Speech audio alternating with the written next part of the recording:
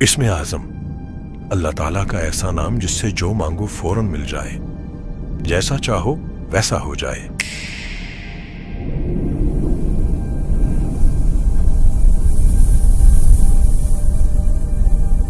میں سوچتا تھا کہ جب مجھے اسم اعظم ملے گا تو میں اپنے لیے ایک بڑا محل بناؤں گا، ایسا محل جو نہ کبھی کسی انسان نے دیکھا ہو، نہ کسی نے۔ دنیا بھر کے خزانے اس محل میں موجود ہیں اور میں نے وہ بنا بھی لیا، لیکن بعد میں ایک بات سمجھ آئی کہ اسم اعظم میں تو اس سے بھی بڑا خزانہ ہے۔ مجھے وقت میں سفر کرنے پر اختیار حاصل ہے۔ میں نے ہر نبی کے دور میں جا کر ان سے ملاقات کی اور ان سے کائنات کے انوکھے راز جانے۔ حضرت آدم علیہ السلام سے پہلے کی دنیا دیکھی۔ مجھ پر صدیوں میں اتنے راز کھلے ہیں کہ میں شاید کسی کو نہ بتا سکوں۔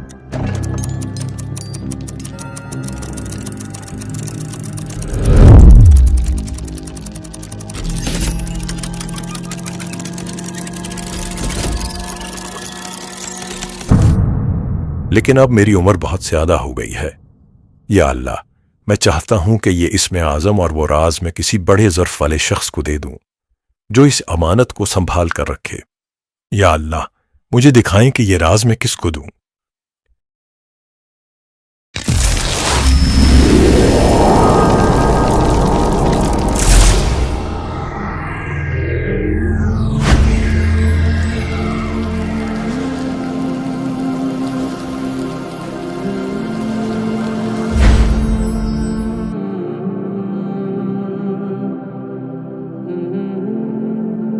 آئیے آئیے علامہ صاحب، آپ کا ہی انتظار تھا۔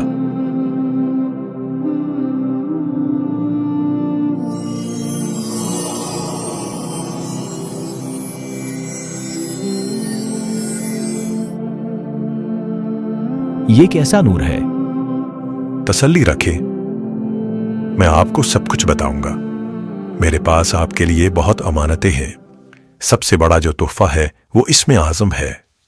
وہ اسم اعظم مجھے ایک صحابی جن سے ملا تھا۔ تم زندگی بھر اسم اعظم کے متلاشی رہے ہو۔ اگر تمہیں اسم اعظم کی تاثیر چاہیے تو اس کا ایک عمل ہے، بس وہ کر لو۔ اس کے بعد بس تم جب اس کو پڑھو گے، جو چاہو گے اللہ کے امر سے فوراً ویسا ہو جائے گا۔ لیکن ایک بات کا خیال رکھنا، اسم اعظم حاصل کرنے کے بعد جو دنیا تم پر کھلے گی اس کا اظہار ہر کسی سے نہیں کر سکو گے۔ ان رازوں کو چھپائے رکھنے کی کوشش کرنا۔ لیکن اگر زندگی میں کوئی ایسا ملے جس کا ظرف اتنا ہو کہ وہ یہ راز قدردانی سے لے سکے تو اس سے چھپانا مت۔ آپ نے مجھے اس راز کا اہل کیسے سمجھا؟ آپ تسلی رکھیں، میں آپ کو ہر بات کا جواب دوں گا اور ہر امانت آپ کو دوں گا۔ آپ نے بتایا کہ اسم اعظم کی برکت سے آپ کو وقت میں سفر کرنے پر اختیار حاصل ہے۔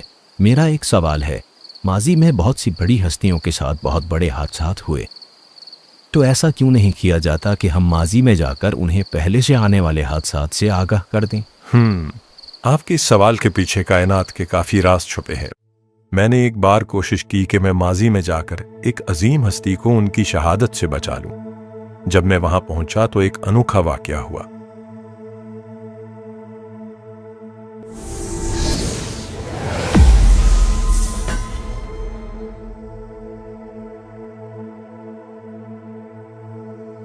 کائنات کے نظام میں خلل ڈالنے کی کوشش نہ کرو، ورنہ تم سے یہ نعمت چھین لی جائے گی۔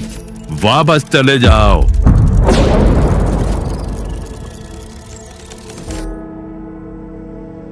اللہ اکبر، اس کے پیچھے کیا راز ہے؟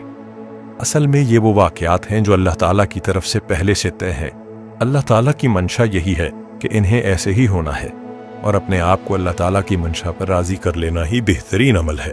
جنہوں نے آپ کو وہاں روکا تھا وہ کون تھے؟ وہ تکوینی نظام کے لوگ تھے۔ دنیا میں آج تک جس کو بھی اسم اعظم ملا ہے اس کا تعلق تکوینی نظام سے ضرور ہوتا ہے۔ جب بھی کوئی انسان یا جن کسی ایسے عمل میں مداخلت کرے جو کہ اللہ تعالیٰ کی منشا کے خلاف ہے، تو ان ہستیوں کی ذمہ داری ہے کہ وہ اس کا سدباب کریں، چاہے وہ ماضی کا ہے یا مستقبل کا۔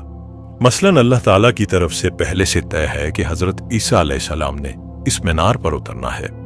اب دنیا کی کوئی بھی طاقت اس مینار کو نقصان نہیں پہنچا سکتی۔ تکوینی نظام کے یہ رجال الغیب ہر وقت اس مینار کی حفاظت کرتے رہتے ہیں۔ تکوینی نظام چوتھی زمین سے چلتا ہے، یہ جو زمین ہمیں نظر آتی ہے یہ ایسے نہیں ہے، بلکہ اس کی سطحیں ہیں اور کل 7 زمینیں ہیں۔ آپ کو اسم اعظم دینے سے پہلے میں چاہتا ہوں میں آپ کو تکوینی نظام سے جڑے سارے راز بتاؤں۔ آپ میرے ساتھ آئیں، میں آپ کو چوتھی زمین میں لے جاتا ہوں۔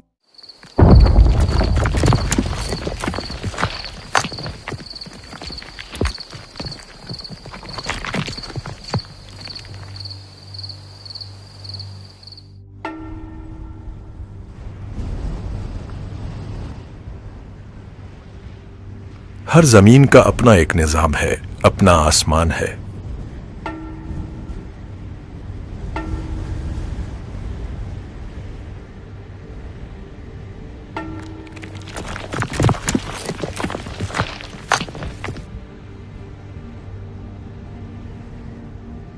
انت الہادی انت الحق لیس الہادی الا ہو۔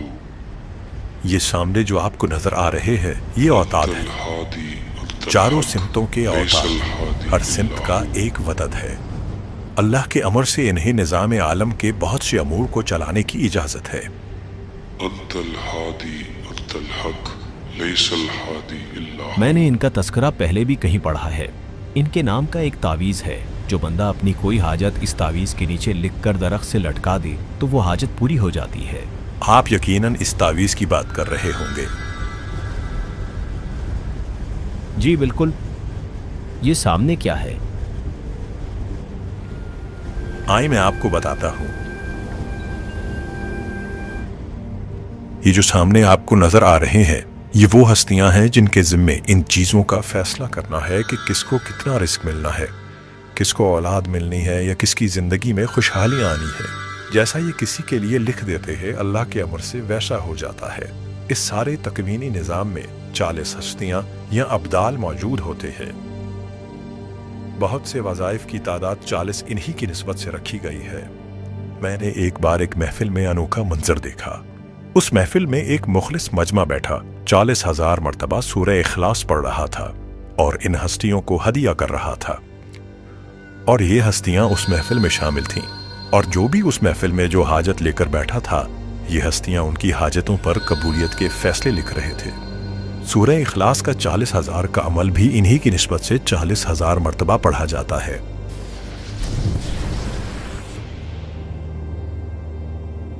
یہ جو سامنے ابھی آئے ہیں یہ کتب ہیں جن کے ذمے حکمرانوں اور بادشاہوں کا انتخاب ہوتا ہے۔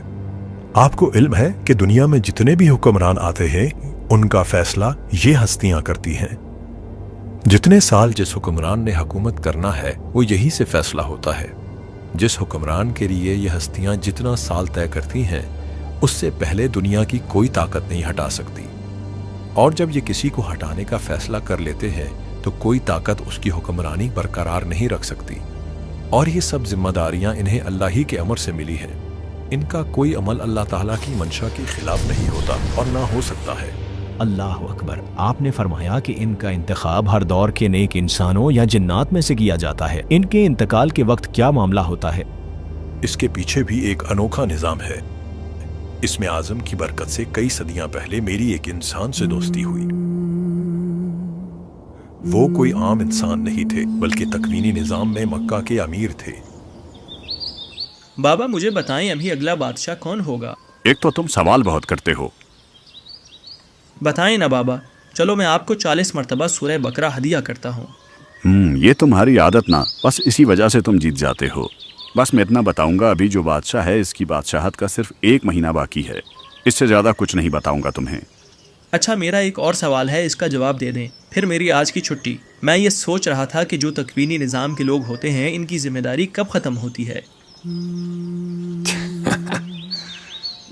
چلو آؤ میں تمہیں بتاتا ہوں۔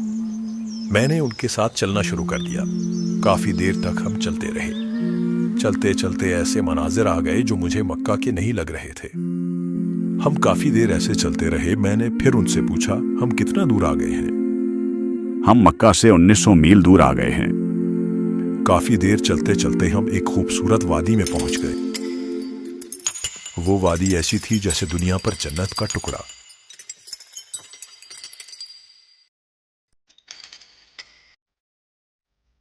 जवान, ये वादी दुनिया की नहीं है और ना ही ये जन्नत है। ये वादी अल्लाह ताला ने रिजालुल गैब के लिए बनाई है। जब अहले तकवीन रिजालुल गैब या अब्दाल में से किसी का आखिरी वक्त करीब होता है तो उसे कुछ दिन पहले उसकी खबर हो जाती है। वो इस जगह आ जाता है और ख़ुद को अल्लाह के हवाले कर देता है। मेरा वक्त आ गया है, मैं अब इस दुनिया से जा रहा हूँ। अल्लाह ने मेरा बदल पहले से बना दिया है। मैं 3 बातें तुम्हें कहता हूँ, इनके गवाह रहना। मैं अल्लाह ताला की तौहीद का कायल हूँ। हज़रत मोहम्मद सल्लल्लाहु अलैहि वसल्लम को आखिरी नबी मानता हूँ। दीन के सारे अहदो पैमा किए जो दीन के लिए ज़रूरी हैं।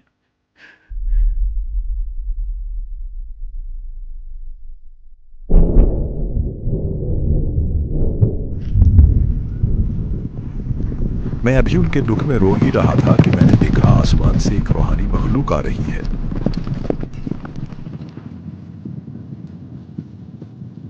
मुबारक है वो शख्स जिसने अल्लाह की अमानत को संभाला और अल्लाह की अमानत की हिफाजत की और अल्लाह की अमानत का साथ दिया।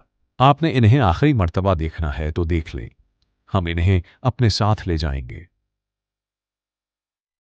मैंने उन्हें आखिरी बार गले से लगाया और देखते ही देखते वो आंखों से ओझल हो गई।